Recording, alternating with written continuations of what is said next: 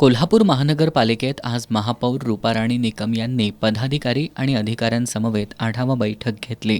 बैठकीत शहरातील विविध प्रश्नांवर चर्चा करण्यात आली. यावेळी 27 फेब्रुवारी रोजी माझं शहर माझी जबाबदारी या उपक्रमाअंतर्गत दिवसभर स्वच्छता अभियान राबवण्यात येणार असल्याची माहिती त्यांनी दिली. सकाळी 7 वाजल्यापासून संध्याकाळपर्यंत शहरातील विविध भागांमध्ये स्वच्छता केली जाणार आहे. मोहिमेच्या पहिल्या टप्प्यात सामाजिक संघटना, स्वयंसेवी संस्था आणि महापालिका प्रशासन यांच्या संयुक्त विद्यमानं मुख्य रस्ते आणि फुटपाथ स्वच्छ केले जाणार आहेत. नागरिकांनीही या उपक्रमात सक्रिय सहभाग नोंदवून शहर स्वच्छतेसाठी पुढाकार घ्यावा असं आवाहन महापौर रूपाराणी निकम यांनी केलंय. शहरातील भाजी मार्केटमध्ये अधिकाधिक चांगलं व्यवस्थापन केलं जाणार असून महिलांसाठी वातानुकूलित स्वच्छतागृह उभारण्यात येणार असल्याचं आश्वासन त्यांनी दिलंय.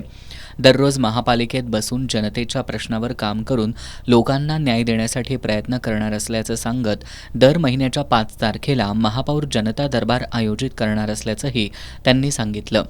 यावेळी उपमहापौर अक्षय जरग, गटनेते मुरलीधर जाधव आणि आदिल फरास उपस्थित होते.